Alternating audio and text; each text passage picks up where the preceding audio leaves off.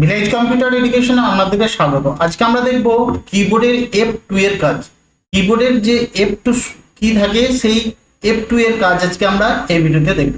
দেখুন, আমরা যদি কিবোর্ডে চলে যাই, কিবোর্ডের যে F2 কি থাকে, এই যে F2 কি, F2 কি, এই কিটার কাজ কি? এই কিটার অনেক ধরনের কাজ হয়, তার মধ্যে আমরা মেন তিনটে কাজ আজকে আমরা দেখব। প্রথমে দেখুন, আমরা যে ফোল্ডার, এই যে ডেস্কটপের উপরে যে ফোল্ডারগুলো আছে, এই ফোল্ডারে ক্লিক করার পর আমরা যদি F1 দাবাই বা F2 দাবাই, তাহলে দেখুন এটা আমরা রিনেম করতে পারবো। অর্থাৎ কোনো ফোল্ডারে রিনেম করার জন্য আমরা F2 দাবিয়ে রিনেম করতে পারবো। দেখুন এই ফোল্ডারটা অভিরাম লিখলাম, এরপর যদি এটা ক্লিক করে আবার F2 দাবাই কিবোর্ডে, দেখুন আমি রিনেম করতে পারবো। এটা গেল প্রথম কাজ, কিবোর্ডের F2 এর এটা প্রথম কাজ। আবার যদি আমরা মাইক্রোসফট ওয়ার্ডে চলে যাই, মাইক্রোসফট ওয়ার্ডে ধরুন এই ডকুমেন্টসটা আমি তৈরি করেছি, কন্ট্রোল F2 দাবাই যদি, দেখুন প্রিন্ট প্রিভিউ দেখাবে।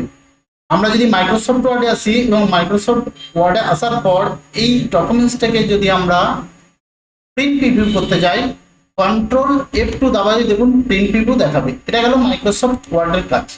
আর মাইক্রোসফট এক্সেলে যদি আমরা চলে যাই, ধরুন মাইক্রোসফট এক্সেলে এই একটা ডেটা আমাদের কাছে আছে, এই ডেটাগুলো আমরা যখন এডিট করতে যাই, ধরুন এই ডেটাটাকে আমি এডিট করবো, এই ঘরটা ক্লিক করলে দেখুন লেখা হবে না, যদি ডবল ক্লিক করি তখন আমরা লিখতে পারবো। অর্থাৎ এই ঘরটা ক্লিক করার পর যদি আমরা F2 দিই, দেখুন আমরা এটা লিখতে পারবো।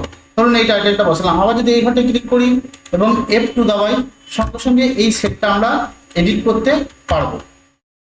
তাহলে আমরা F2 এর তিনটে কাজ এখানে দেখলাম। এক নম্বর হচ্ছে যে কোনো ফোল্ডারের নাম ক্লিক করার পর F2 দাবালে আমরা নামটা পরিবর্তন করতে পারবো, যে কোনো ফোল্ডারে রিনেম করতে পারবো, এটা এক নম্বর কাজ।